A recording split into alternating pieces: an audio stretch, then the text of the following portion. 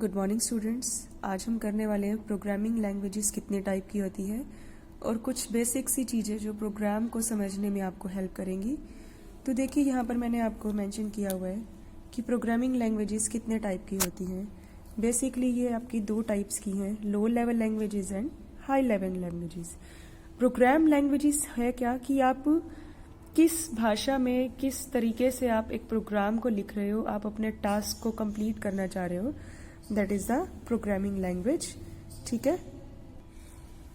First type मेरे पास क्या है, लो लेवल लैंग्वेज, जिसके अंदर दो टाइप्स आती हैं, machine level languages and assembly language. And high level language में हमारे पास भी फर्दर दो टाइप्स आ जाती हैं कि प्रॉब्लम ओरिएंटेड है कि प्रोसीजर ओरिएंटेड है। ठीक है। तो पहले हम ये वाली कैटेगरी डिफाइन करेंगे कि machine level language. Machine level language होने का मतलब क्या है, जो हमारी 0 एंड 1s की फॉर्म में होती है। ये हमारी जो मशीन समझती है ना, जिस भाषा को, जिस लैंग्वेज को मशीन समझती है, उसको हम क्या बोलेंगे, मशीन लेवल लैंग्वेज। ये हमारी फर्स्ट जनरेशन की यानी कि सबसे लो लेवल की हमारी लैंग्वेज है। और ये लैंग्वेज हमारी कैसी होती है, मशीन के ऊपर डिपेंड करती है। यानी कि अगर आपने इस लैंग्वेज में अगर कोई प्रोग्राम लिखा हुआ है, वो हर मशीन पर रन नहीं हो सकता। वो मशीन के ऊपर डिपेंड कर रहा है कि ये एक सिस्टम पे नहीं काम कर रही है तो हो सकता है दूसरे पे काम ना भी करे। ठीक है। तो ये जो हमारी लैंग्वेज है वो मशीन डिपेंडेंट है। देन सेकेंड टाइप हमारे पास क्या आती है, असेंबली लैंग्वेज। अब असेंबली लैंग्वेज में क्या है, इसमें थोड़ा सा हमने अपग्रेड किया है, सेकेंड जनरेशन लैंग्वेज है। क्या अपग्रेड किया है कि सारा काम 0 और 1s की फॉर्म में ना करके कुछ टास्क के लिए मैंने निमोनिक्स बना लिए हैं। लाइक एडिशन के लिए ऐड, सब्ट्रैक्शन के लिए सब, सेव अगर करना है तो स्टोर। इस टाइप से मैंने कुछ निमोनिक्स बना रखे हैं, कुछ कीवर्ड्स मैंने यहाँ फिक्स कर दिए। ठीक है। तो देखो इस लैंग्वेज से थोड़ा हम ऊपर उठ चुके हैं, थोड़ा सा नेक्स्ट लेवल आ चुका है, तो इससे टफ पड़ेगी लैंग्वेज। तो अब आप अगर इस लैंग्वेज के प्रोग्राम को यूज़ करते हैं ना, तो वो तो डायरेक्टली एग्जीक्यूट हो जाता है। लेकिन अब ये थोड़ा सा सिंप्लीफाइड, हमारे लेवल के हिसाब से थोड़ा सा सिंप्लीफाइड हो गया है। तो ये डायरेक्टली कंप्यूटर जो है, मशीन जो है, वो एग्जीक्यूट नहीं कर सकता। तो पहले इसको 0 और 1s की फॉर्म में कन्वर्ट करना पड़ेगा ना, क्योंकि मशीन तो हमारी 0 और 1 की फॉर्म में ही समझती है हर बात को। तो हम क्या यूज़ करेंगे यहाँ पर, असेंबलर। असेंबलर क्या करेगा, it converts the data into 0s and 1s। Clear. तो अब इसके बाद देखिए, असेंबली लैंग्वेज जो है, again it is also an machine dependent language.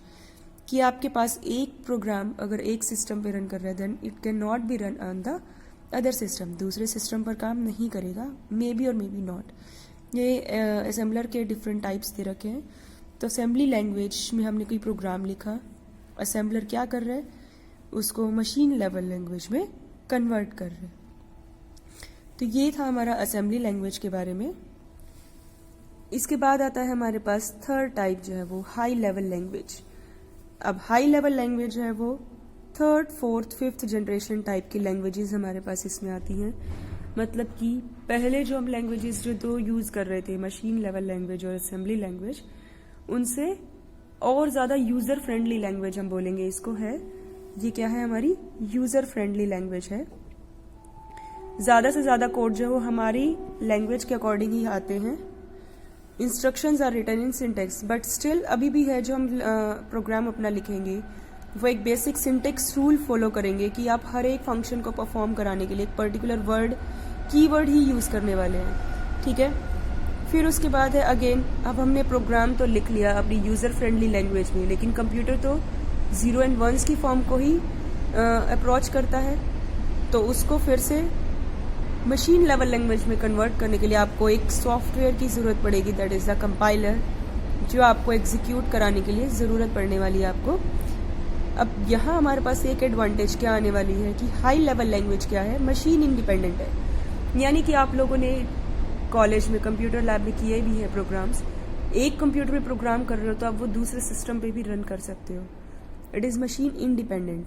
आपने एक बार प्रोग्राम हाई लेवल लैंग्वेज पे लिख लिया, आप उसको किसी भी कंप्यूटर पे रन करा सकते हैं। लास्ट में मैंने अभी आपको बताया था कि हाई लेवल लैंग्वेज जो है वो दो टाइप की हो सकती है, problem oriented and procedure oriented. कि जब आप किसी टास्क को सॉल्व कर रहे हो, कोई आपको प्रोग्राम लिखना है, तो आप प्रॉब्लम के पॉइंट ऑफ व्यू से अप्रोच कर रहे हो कि यानी कि आप इम्पोर्टेंस किसको दे रहे हो, कि प्रॉब्लम मेन जो हमारा टास्क है उसको अप्रोच कर रहे हो, या हमारा प्रोसीजर कि करने का मेथड जो है उसको आप सिग्निफिकेंस दे रहे हो। अकॉर्डिंगली हमारे पास फिर वो थोड़ा सा डिफरेंस आ जाता है लैंग्वेजेस में। ठीक है, तो यहाँ तक हमारा क्या था कि डिफरेंट लैंग्वेजेस जो है वो उनके क्या क्या फीचर्स हैं। अब उसके बाद कुछ टर्म्स आपको पता होनी चाहिए कि Fortran preliminaries. First, program. Program क्या है ये आप बहुत बार कर चुके हैं। It is an set of instruction to accomplish any task. किसी भी काम को, किसी भी टास्क को, प्रॉब्लम को सॉल्व करने के लिए आप जो सेट ऑफ इंस्ट्रक्शन देते हो कंप्यूटर को, आप सिंटेक्स रूल्स को फॉलो करते हुए इंस्ट्रक्शंस दे रहे हो, दैट इज द प्रोग्राम। अब प्रोग्राम जो है वो दो टाइप का हो सकता है, source program and object program. Source program क्या होता है, जो हमारी लैंग्वेज में, हाई लेवल लैंग्वेज में लिखा होगा, that is the source program.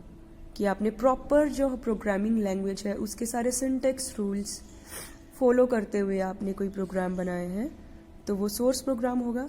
अब उसको एग्जीक्यूट कराने के बाद जब वो 0 और 1s मशीन लेवल लैंग्वेज में कन्वर्ट हो चुका है, तो वो वाला कोड जो मेरा होगा, that is the object program when it is converted into the machine language. ठीक है, इसके बाद आता है कंपाइलर। कंपाइलर कुछ नहीं है, एक टाइप का सॉफ्टवेयर है जो हमारी हाई लेवल वाले सोर्स प्रोग्राम को जो है ऑब्जेक्ट प्रोग्राम में कन्वर्ट करता है। यानी कि लो लेवल लैंग्वेज जो थी ना हमारी, मशीन लेवल लैंग्वेज थी, मशीन लैंग्वेज ही हमारी क्या है, लो लेवल लैंग्वेज है। उस लैंग्वेज में जब उसको कन्वर्ट कर देगा, वो सॉफ्टवेयर हमारा क्या होता है, कंपाइलर होता है। अब आपने देखो क्या करा, प्रोग्राम को लिखा, टाइप किया, आपने उसको सेव किया।